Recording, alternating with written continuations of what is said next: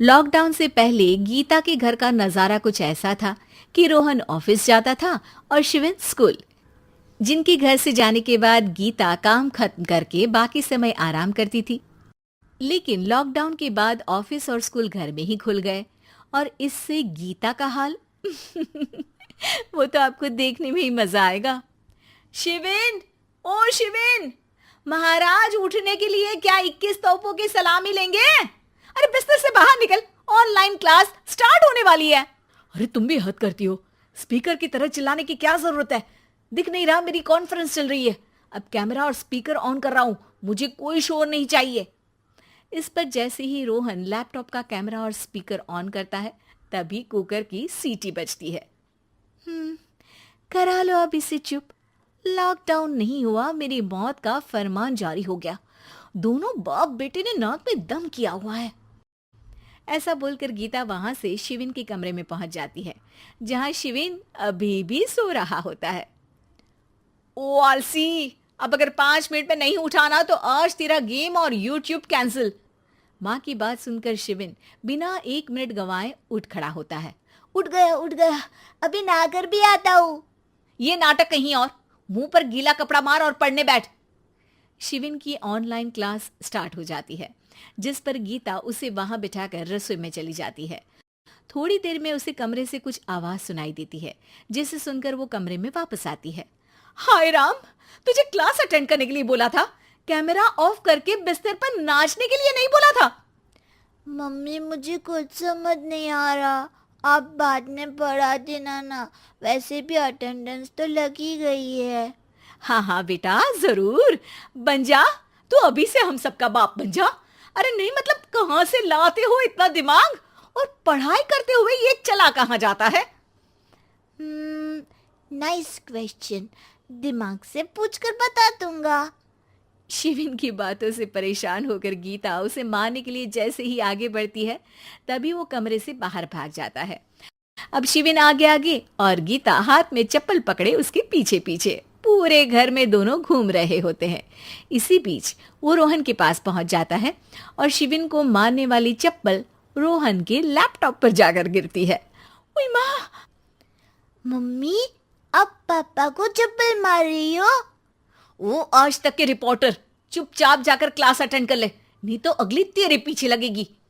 इस पर शिविन वहां से चला जाता है, जिसके बाद रोहन गीता से कहता है, इस सर्कस के लिए कुछ बोलना चाहोगी? अरे क्या करूं, जब से तुम दोनों घर में रहने लगे हो घर अपने आप ही सर्कस बन गया है और मैं तुम्हारी नौकर।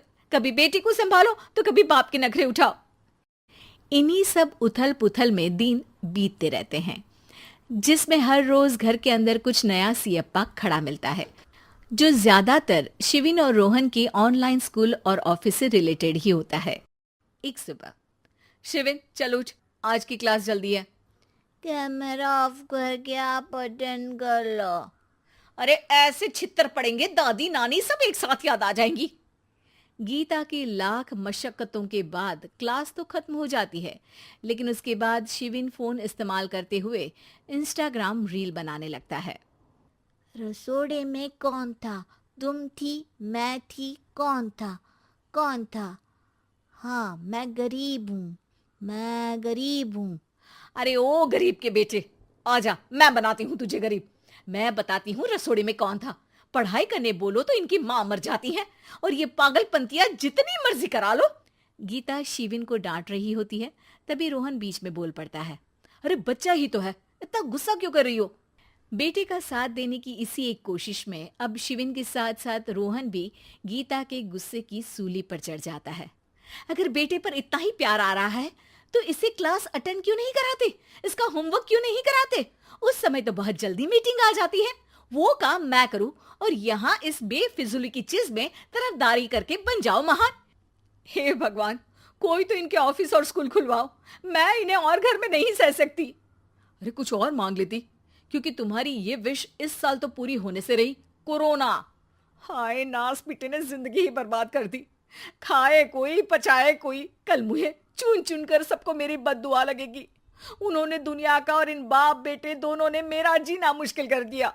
गीता वहां से चली जाती है, जिसके बाद रोहन शिविन से कहता है, अरे तुम्हारी मम्मी इतनी भड़की हुई क्यों है?